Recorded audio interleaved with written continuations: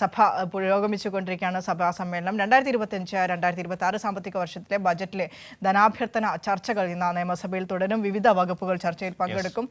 മറുപടി ഉണ്ടാകും. ഇന്നിപ്പോൾ പ്രധാനമായും എക്സൈസ്, വിദ്യാഭ്യാസം, കലാ, സാംസ്കാരികം, സാമൂഹ്യ സുരക്ഷാ, ക്ഷേമം, പ്രധാനമായിട്ടും എല്ലാ വകുപ്പുകളും ഓരോ ചർച്ചയിലും പങ്കെടുക്കും. ശ്രദ്ധ ക്ഷണിക്കലുണ്ടാകും. അതൊക്കെ എങ്ങനെയാണ്, ഏത് രീതിയിലാണ് നമുക്ക് നോക്കാം. സഭയിലെ ഇന്നത്തെ നടപടിക്രമങ്ങൾ എങ്ങനെയായിരിക്കും? Very good morning. നിപൻ ചേട്ടന്റെ ഗുഡ് മോർണിംഗിന് ഒരു പ്രത്യേകത ഉണ്ട്. Manu, very good morning Vinisha and Manu.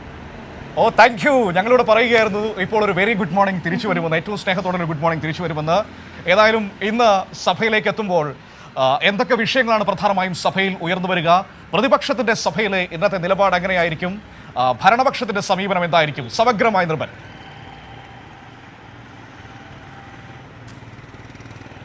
Manu, Vinisha, ഉപാധികളില്ലാത്ത പ്രണയത്തിൽ നിന്ന് ഉപാധികളും മാനദണ്ഡങ്ങളൊക്കെ ഉള്ള സഭയിലേക്ക് നമുക്ക് കടക്കാം. ഇത് ഏറ്റവും പ്രധാനപ്പെട്ട കാര്യം. ഇന്ന് ഈ ധനാഭ്യർത്ഥന സംബന്ധിച്ച ചർച്ച. മനു കേൾക്കുന്നുണ്ടല്ലോ അല്ലേ? ഇല്ലില്ല, പറഞ്ഞോളൂ. തുടരൂ. തീർച്ചയായും ഞാൻ മുഖവരയായി അത് പറഞ്ഞു എന്നതേ ഉള്ളൂ. നിങ്ങളത് പറഞ്ഞു വരുന്ന ആ ഒരു ലൈവ് ഞാൻ കേട്ടുകൊണ്ട് നിൽക്കുകയായിരുന്നു. അത് ഞാനും കണ്ട റിപ്പോർട്ടാണ്. കഴിഞ്ഞ ദിവസങ്ങളിൽ വലിയ തരത്തിൽ ചർച്ചയായ റിപ്പോർട്ട്. ഏത് മനുഷ്യനെയും മനസ്സുകൊണ്ട് നമ്മൾ പിടിച്ചുലയ്ക്കുന്ന തരത്തിലുള്ള ഒരു റിപ്പോർട്ടായിരുന്നു. അതിൻ്റെ വിഷ്വൽ ഞാൻ ഇന്ന് രാവിലെ ആവർത്തിച്ച് മറ്റൊരു മാധ്യമത്തിൽ ചെയ്ത സ്പോർട്സ് ലേഖനം ചെയ്തൊരു പ്രധാനപ്പെട്ട റിപ്പോർട്ട് ഫേസ്ബുക്കിൽ വന്നു. ഞാനത് ഇങ്ങനെ ആവർത്തിച്ച് കാണുന്നുണ്ടായിരുന്നു ഇന്ന് രാവിലെ. അപ്പോഴാണ് നിങ്ങളത് ചർച്ച ചെയ്യുന്നത്. ഒരു കായിക പ്രേമിയൊന്നും അല്ല എങ്കിലും ഇത്തരം സംഭവങ്ങളിൽ അതിൻ്റെ ഒരു നമ്മൾ പ്രണയത്തെക്കുറിച്ചൊക്കെ ചർച്ച ചെയ്യുമ്പോൾ അതിൻ്റെ വിഷ്വലും അതിൻ്റെ ഒരു തിരിച്ചുവരവൊക്കെ ഓർമ്മപ്പെടുത്തുന്നത് എല്ലാ മനുഷ്യരെ സംബന്ധിച്ചിടത്തോളം ഒരു വല്ലാത്തൊരു ഓർമ്മയാണ്. അതുകൊണ്ടാണ് ഞാൻ അതെടുത്ത് പറഞ്ഞത്. നിയമസഭയിലേക്ക് വരുമ്പോൾ ധനാഭ്യർത്ഥന ചർച്ചയാണ് തുടരുന്നത്. വിവിധ വകുപ്പുകളെ സംബന്ധിച്ചിട്ടുള്ള ചർച്ചയാണ്. ഇന്ന് പ്രധാനപ്പെട്ട വകുപ്പുകൾ എക്സൈസ് അടക്കം വരുന്ന സാമൂഹ്യക്ഷേമം, വിദ്യാഭ്യാസം അടക്കമുള്ള പ്രധാനപ്പെട്ട വകുപ്പുകളുടെ ചർച്ചയാണ്, വകുപ്പ് തിരിച്ചുള്ള ചർച്ചയാണ്. അതുകൊണ്ട് ഈ എലപ്പുള്ളിയിലെ ഈ പറഞ്ഞ സ്പിരിറ്റ് നിർമ്മാണശാലയുമായി ബന്ധപ്പെട്ട കാര്യങ്ങൾ നേരത്തെ തന്നെ പ്രതിപക്ഷ സഭയ്ക്കകത്തും പുറത്തും ഉന്നയിക്കുന്ന വിഷയമാണ്. അതുകൊണ്ട് എക്സൈസ് വകുപ്പിൻ്റെ ധനാഭ്യർത്ഥന ചർച്ച വരുമ്പോൾ പ്രതിപക്ഷം അത്തരം കാര്യങ്ങൾ വീണ്ടും ഉന്നയിക്കാനുള്ള സാധ്യതയുണ്ട്. ഒപ്പം തന്നെ മദ്യ നിയന്ത്രണം, ഒപ്പം തന്നെ ലഹരി നിയന്ത്രണവുമായിപ്പെട്ട വിഷയങ്ങൾ, സർക്കാരിൻ്റെ നിലപാട്, ഒപ്പം തന്നെ ഇത്തരത്തിലുള്ള പുതിയ സംരംഭങ്ങൾ ആരംഭിക്കുമ്പോൾ സർക്കാർ എന്ത് നിലപാടാണ് വച്ചു പുലർത്തുന്നത്, അത്ര സംബന്ധിച്ച് എക്സൈസ് വകുപ്പ് മന്ത്രിയും മന്ത്രിമാരുമൊക്കെ ഇന്ന് സഭയിൽ പറയും. ഒപ്പം തന്നെ ഇന്ന് ഈ നദികളിൽ നിന്ന് അടിഞ്ഞുകൂടുന്ന മണൽ വാരുന്നത് സംബന്ധിച്ച പ്രധാനപ്പെട്ട ഒരു വിഷയം സബ്മിഷനായി വരുന്നുണ്ട്. നേരത്തെ ബഡ്ജറ്റിൽ തന്നെ ഈ മണൽ വാരുമായി ബന്ധപ്പെട്ട അടിഞ്ഞുകൂടുന്ന മണൽ വാരുന്നത് സംബന്ധിച്ച്, അത് ഉപയോഗിക്കുന്നത് സംബന്ധിച്ച് ഒക്കെ പ്രഖ്യാപനം ഉണ്ടായിരുന്നു. അത് സംബന്ധിച്ച് സബ്മിഷൻ വരുന്നുണ്ട്. സർക്കാരിൻ്റെ നിലപാട് എന്തെന്ന കാര്യത്തെ സംബന്ധിച്ച വിശദാംശങ്ങൾ അതിൽ ഉണ്ടാകാനുള്ള സാധ്യതയുണ്ട്. ഒപ്പം തന്നെ വിഴിഞ്ഞം പദ്ധതിയുമായി ബന്ധപ്പെട്ട ചോദ്യം ഇന്ന് സഭയിലുണ്ടാവും. ഒപ്പം തന്നെ എല്ലാ ദിവസവും അടിയന്തര പ്രമേയം സഭയിൽ കൊണ്ടുവരാറുണ്ട്. കഴിഞ്ഞ ദിവസം നെല്ല് സംഭരണവുമായി ബന്ധപ്പെട്ട വിഷയമാണ് പ്രതിപക്ഷം കൊണ്ടുവന്നത്. ഇന്ന് മറ്റൊരു വിഷയം, ഇടുക്കിയിലെ ഭൂപ്രശ്നമാണ് ഇന്ന് പ്രതിപക്ഷം സഭയിൽ ഉന്നയിക്കാൻ ആലോചിക്കുന്നതെന്നാണ് നമുക്ക് ലഭിക്കുന്ന വിവരം. അത് ഔദ്യോഗികമായി ഇതുവരെ സ്ഥിരീകരിച്ചിട്ടില്ല. അതുകൊണ്ട് സഭ ഇന്നും വലിയ തരത്തിലുള്ള ചർച്ചകൾ നടക്കും, പ്രക്ഷുബ്ധമായിരിക്കുമെന്ന കാര്യം ഉറപ്പാണ്. ഏറ്റവും പ്രധാനപ്പെട്ട കാര്യം, ഈ സഭയുടെ ഹൈലൈറ്റ്സ് എന്ന് പറയുന്നത് കഴിഞ്ഞ ദിവസം നടന്നു കഴിഞ്ഞു. മുഖ്യമന്ത്രിയുടെ ഈ ആഭ്യന്തര വകുപ്പുമായി ബന്ധപ്പെട്ട ധനാഭ്യർത്ഥന ചർച്ചയായിരുന്നു. സമീപകാലത്ത് ഏറ്റവും ചുട്ട മറുപടി എന്നൊക്കെ പറയുന്നതിനപ്പുറം രാഷ്ട്രീയ വിഷയങ്ങൾക്ക് രാഷ്ട്രീയമായ മറുപടി, ഭരണത്തിൻ്റെ വിലയിരുത്തലനുസരിച്ച് ഭരണപരമായ മറുപടി, പ്രതിപക്ഷത്തെ അക്ഷരാർത്ഥത്തിൽ മുഖ്യമന്ത്രി ഇന്നലെ പൊളിച്ച് അടുക്കുകയായിരുന്നു. കാരണം അവർക്ക് മറുപടി പോലും ഇല്ലാത്ത അവസ്ഥയിൽ പ്രതിപക്ഷം മൂകമായി കേട്ടിരിക്കേണ്ടി വന്നു. കാരണം വലിയ തരത്തിലുള്ള അറ്റാക്ക് പ്രതിപക്ഷത്തിൻ്റെ ഭാഗത്ത് നിന്ന് ആഭ്യന്തര വകുപ്പിനെ സംബന്ധിച്ച്, പോലീസിനെ സംബന്ധിച്ച് കഴിഞ്ഞ ദിവസം ഉണ്ടായിരുന്നില്ല. ഈ 9 വർഷക്കാലത്തെ സഭാ ചരിത്രം എടുക്കുമ്പോൾ എല്ലാ തവണയും പോലീസിനെ ആക്രമിച്ച് ആഭ്യന്തര വകുപ്പിനെ ആക്രമിക്കുന്ന ഒരു രീതി പ്രതിപക്ഷത്തിനുണ്ടാകുമായിരുന്നു. പക്ഷേ കഴിഞ്ഞ ദിവസത്തെ ആഭ്യന്തര വകുപ്പിനെ സംബന്ധിച്ച് ചർച്ചയിൽ പ്രതിപക്ഷത്തിന് അങ്ങനെ ഒരു അറ്റാക്കിംഗ് പവറില്ലായിരുന്നു. അതുതന്നെയാണ് മുഖ്യമന്ത്രി മറുപടിയിൽ മുഖവരയായി പറഞ്ഞത്. കാരണം എല്ലാ തവണത്തെ പോലെ നിങ്ങൾക്ക് അടിച്ചു കയറുന്ന അവസ്ഥ ഉണ്ടായില്ല. അത് തന്നെ പോലീസിനെ നിങ്ങൾ അംഗീകരിക്കുന്നു, ആഭ്യന്തര വകുപ്പിനെ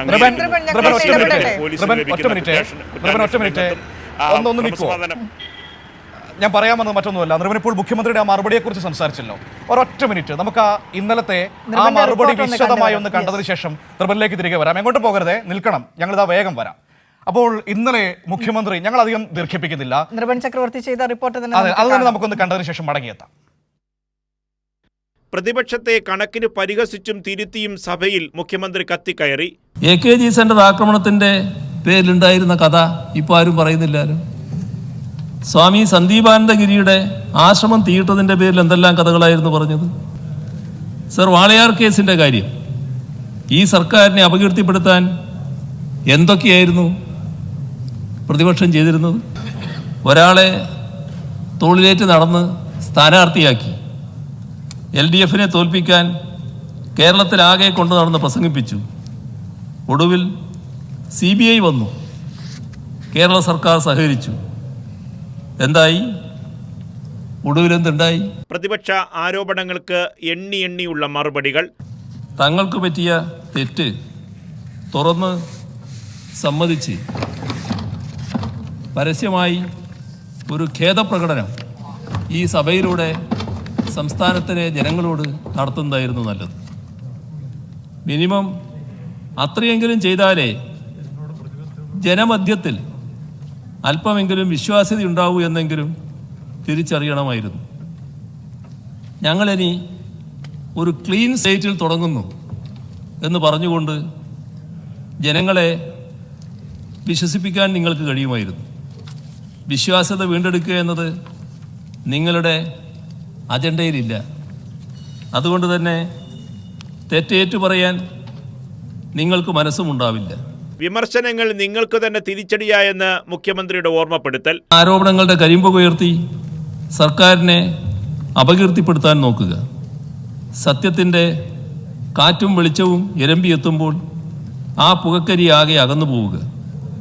ഈ സർക്കാർ കൂടുതൽ തിളക്കത്തോടെ, പത്തരമാറ്റ ശക്തിയോടെ വിളങ്ങി നിൽക്കുക. സർ, സത്യത്തിൻ്റെ വെളിച്ചം പടരുന്ന മുറക്ക് ഈ കരിമ്പുകയാകെ ആരോപണം ഉന്നയിച്ചവരുടെ മുഖത്തെ മാറാക്കറകളായി പതിഞ്ഞു നിൽക്കുക. ഇതല്ലേ തുടർച്ചയായി സംഭവിച്ചുകൊണ്ടിരിക്കുന്നു. നിർമ്മല സീതാരാമനുമായുള്ള ദില്ലിയിലെ കൂടിക്കാഴ്ചയിൽ നാടിനെതിരായ കാര്യങ്ങളല്ല പറഞ്ഞത്, നാടിനെ ബാധിക്കുന്ന പൊതുവായ പ്രശ്നങ്ങളാണ് ചർച്ച ചെയ്തതെന്നും തീർത്തും സൗഹൃദപരമായ സന്ദർശനമായിരുന്നുവെന്നും മുഖ്യമന്ത്രി വ്യക്തമാക്കി. കൈരളി ന്യൂസ്, തിരുവനന്തപുരം. മനു, രാവിലെ മുതൽ ഓരോന്നും സമഗ്രമായി ചുരുക്കുകയാണ്. നൃപൻ, മുഖ്യമന്ത്രി പറഞ്ഞ കാര്യങ്ങളെല്ലാം തന്നെ സമഗ്രമായി ചുരുക്കിയാൽ ഒരു കുടം താറും ഒരു കുറ്റിച്ചൂരും.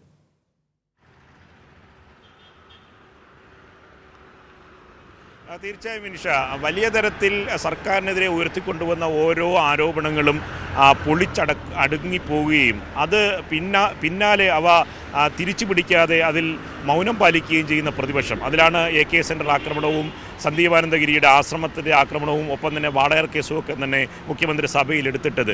മുഖ്യമന്ത്രി ചോദിച്ചു, നിങ്ങൾക്ക് ഇപ്പോൾ ഈ കാര്യത്തിൽ എന്തെങ്കിലും മറുപടി പറയാനുണ്ട്, എന്താ നിങ്ങൾ ആ വിഷയം മറന്നു കളഞ്ഞത്? അങ്ങനെ ഓരോ പുകമറ നിങ്ങൾ സർക്കാരിനെ കരിവാരി തേക്കുന്നതിന് വേണ്ടി നിങ്ങൾ കൊണ്ടുവരുന്ന കരി നിങ്ങൾ തന്നെ ആ കരിയിൽ മൂടുന്ന അവസ്ഥയിലേക്ക് പ്രതിപക്ഷം മാറുകയാണ്. അതുകൊണ്ട് ഇനിയെങ്കിലും തിരുത്തണം എന്നൊരു ഉപദേശം കൂടി നിങ്ങൾക്ക് പ്രതിപക്ഷത്തിന് മുഖ്യമന്ത്രി നൽകുന്നുണ്ട്. കാരണം നിങ്ങളെ ജനങ്ങൾ ഇനി വിശ്വാസത്തിലെടുക്കണമെങ്കിൽ നിങ്ങളൊരു ക്ലീൻ സ്ലേറ്റിൽ ഇനി ആരംഭിക്കണം. കാരണം തെറ്റുപറ്റിയെന്ന് പൊതുജനത്തിനോട് പ്രതിപക്ഷം തുറന്നു പറയണം എന്ന ഉപദേശവും അദ്ദേഹം നൽകുന്നുണ്ട്. മാത്രമല്ല, ഈ സർക്കാരിനെ സംബന്ധിച്ചിടത്തോളം, പോലീസിനെ സംബന്ധിച്ചിടത്തോളം, ആഭ്യന്തര വകുപ്പിനെ സംബന്ധിച്ചിടത്തോളം കൃത്യമായി ചിട്ടയായ പ്രവർത്തനമായി മുമ്പോട്ട് പോകുന്നു.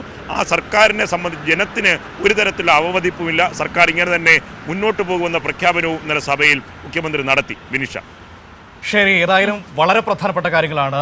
ഈ സമീപകാലങ്ങളിൽ പ്രതിപക്ഷം കൊണ്ടുവന്ന ഓരോ ആരോപണങ്ങൾക്കും അതിൻ്റെ നിജസ്ഥിതി, വസ്തുതകൾ നിർത്തി എണ്ണി മറുപടി പറയുന്ന മുഖ്യമന്ത്രിയാണ് നമുക്ക് കാണാൻ കഴിഞ്ഞത്.